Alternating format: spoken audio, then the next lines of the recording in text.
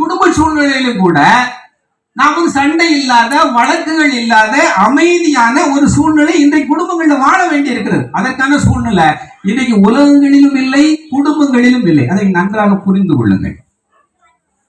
இன்னைக்கு சண்டை வேண்டாம், சண்டை போடக்கூடாது, இன்னைக்கு குடிச்சா சண்டை வந்துடும் அப்படின்னு யாரும் யோசிக்கிறது இல்ல. கடன் வாங்கினா குடும்பத்துல சண்டை வந்துடும், குடும்பம் சீரழிஞ்சிரும் அப்படின்னு எந்த பெண்களும் யோசிக்கிறது இல்ல.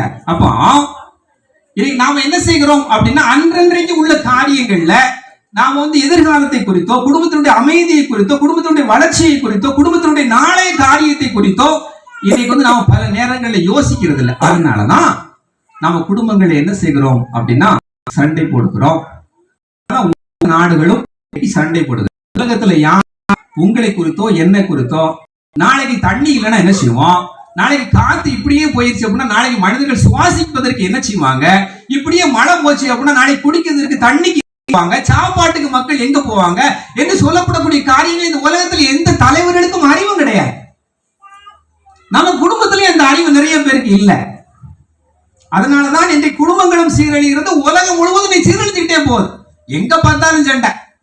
இலங்கையில சண்டை, இந்தியா பாகிஸ்தான் சண்டை, உக்ரைனுக்கும் அது என்ன ஊர் ரஷ்யாவுக்கும் சண்டை, பாலஸ்தீனத்துக்கும் இஸ்ரேலுக்கும் சண்டை, இன்னும் கொஞ்ச நாள் வேற ஏதாவது நடக்கும். ஏன் அப்படின்னா நடந்துகிட்டே இருக்கிறதா இன்றைக்கு உலகத்தினுடைய நியாயமாக இன்றைக்கு என்ன செய்யறது போயிட்டு. அப்போம்னா அநியாயம் தான் இன்றைக்கு நியாயமாக மாறிவிட்டது.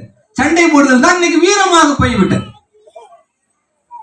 இயேசு பிரியமான அன்புமிக்க சகோதர சகோதரிகளே, இந்த உலகத்துல கடவுள் நம்மிடம் எதிர்பார்ப்பது என்ன? ஆண்டவர் இயேசு கிறிஸ்து நற்செய்தி அறிவிச்சிட்டே போறார். ஒரு ஊருக்கு போறாரு, அது சமாரியருடைய ஊரு. அந்த ஊருக்கு அவர் போகணும். அது சொல்றாங்க, உங்க ஆண்டவர் எருசலேமுக்கு தானே, எங்க ஊருக்கு வரணும் அப்படின்னு சொல்லி 2 சீடர்களையும் அனுப்பி விட்டுருக்காங்க. 2 சீடர்களும் இயேசுட்ட போறாங்க. உண்மைய சமாரியர்கள் ஏத்துக்க மாட்டேங்காங்க. நீ ஒண்ணு பண்ணும், மேல இருந்து கந்தகம் என்ன செய்யட்டும் பொழிஞ்சு அந்த ஊரை அழிச்சிடட்டும். உடனே இயேசு கோவம் வந்துடுதே, நாம அடுத்த ஊர்களுக்கும் போவோம், நாம அடுத்த ஊருக்கு போவோம், நாம இந்த ஊர்ல சண்டை போவோமா? இயேசு பிரியமான அன்புமிக்க சகோதர சகோதரிகளே, நாம் சண்டையிட்டால் அடுத்த நிலைக்கு செல்ல முடியாது. நாம் வழக்குகளோடு வாழ்ந்தால் முன்னேற முடியாது. நாம போலீஸ் ஸ்டேஷனுக்கு போனா அடுத்த நாள் நிம்மதியாக வீட்டிலே கஞ்சி குடிக்க முடியாது. இதை ஆண்டவர் அன்னைக்கே சொல்லியிருக்கிறார். நாம் அடுத்த ஊர்களுக்கும் போவோம் வாருங்கள் என்று ஆண்டவர் சொல்லுகிறார்.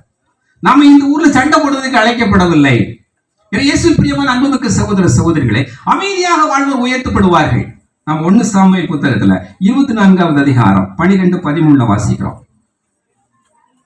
அங்கே சவுலுக்கும் தாவீதுக்கும் சண்டை.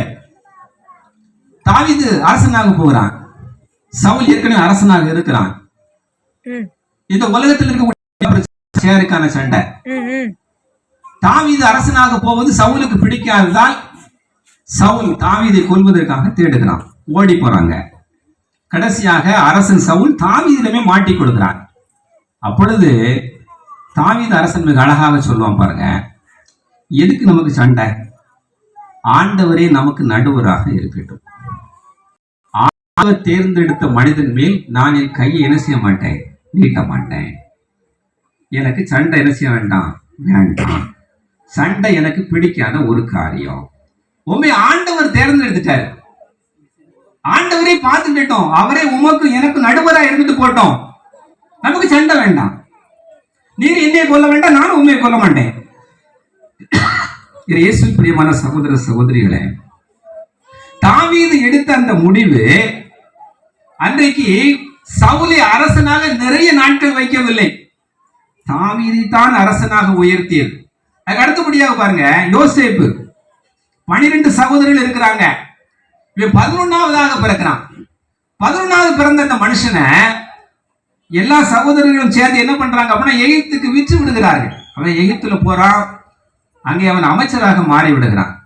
இந்த 11 பேரும் யாரை வித்தாங்களோ அவங்ககிட்டே பஞ்சம் பிழைக்கிறதுக்கு போறாங்க. அங்கே பஞ்சம் பிழைக்கிற இடத்துல தன்னுடைய சகோதரர்கள் என்று அவன் கண்டுகிறான். சகோதரர்கள் என்று கண்டு கொண்ட உடனே அவன் என்ன செய்யல அப்படின்னா தன்னுடைய சகோதரர்களை, எனக்கு ஒரு காலத்துல அப்படி செஞ்சவங்க தானே என்று சொல்லி அவர்களை விரட்டல. என்ன செய்யணும் அப்படின்னா தன்னுடைய சகோதரர்களை அவன் கண்டுகொண்டு அவர்களை கட்டி அணைத்து கொண்டு அவன் அழுகிறான். அப்பா அவன் சொல்லுவான், நீ இப்படி ஒரு நிகழ்வு நடக்கும் என்பதற்காகத்தான் கடவுள் அப்பொழுதே தீர்மானம் செய்து என்னை என்ன செய்தாரு, உங்கள் மூலமாக என்னை அங்க அனுப்பினாரு.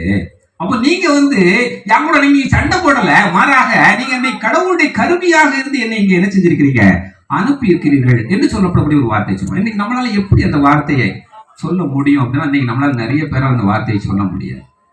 இயேசுவின் பிரியமான அன்புமிக்க சகோதர சகோதரிகளே, அந்த யோசேப்பை ஆண்டவர் உயர்த்தினார். அந்த யோசேப்பினுடைய பேர் தான் இயேசுவின் தந்தையாகிய யோசேப்புக்கும் பேராக அமைந்து. நீங்க நல்லா பாருங்க, அந்த யோசேப்பும் அமைதியை விரும்பினான், தன்னுடைய சகோதரர்களோடு சண்டை போடக்கூடாது என்று விரும்பினான். இந்த யோசேப்பு புதிய ஏற்பாட்டு சூசையப்பரும் அமைதியை விரும்பினான், மனைவியோடு சண்டை போடக்கூடாது, குடும்பத்திலே அமைதியாக வாழ வேண்டும். குடும்பத்தில் நம்ம அமைதியாக வாழத்தான் பிள்ளைகளும் நல்ல பிள்ளைகளாக உலகத்தில் இருக்கும். நாம குடும்பத்தில் நல்ல பெற்றோராக இருந்தால்தான் பிள்ளைகளும் நல்ல பிள்ளைகளாக இந்த உலகத்திலே வளரும். 2 யோசேப்புக்கும் இருந்த ஞானம் இன்றைக்கு நமக்கு தேவைப்படுகிறது. அன்புமிக்க சகோதர சகோதரிகளே, நாம் அமைதியாக சமாதானமாக குடும்பத்திலே வாழ்கிற பொழுது முதலாவதாக நீங்கள் தெரிந்து கொள்ளுங்கள், அமைதி உங்களை உயர்த்தும். ஏனெனில் அமைதியை அருள்பவர் ஆண்டவர். அதை நல்லா புரிஞ்சுக்கங்க. யோவான் நற்செய்தி 21வது அதிகாரத்துல ஆண்டவருடைய சீடர்களுக்கு தோன்றியபடி முதலாவதாக சொல்லுகிறார், உங்களுக்கு அமைதி உரித்தாங்க. அப்ப அமைதிக்குள் யார் இருக்கிறார் அப்படின்னா ஆண்டவர் இருக்கிறார். நீங்க குடும்பத்துல அமைதியாக இருக்கிற பொழுது உங்க குடும்பத்தில் மெய்யாகவே ஆண்டவர் இருக்கிறார், அமைதி இருக்கிறார்.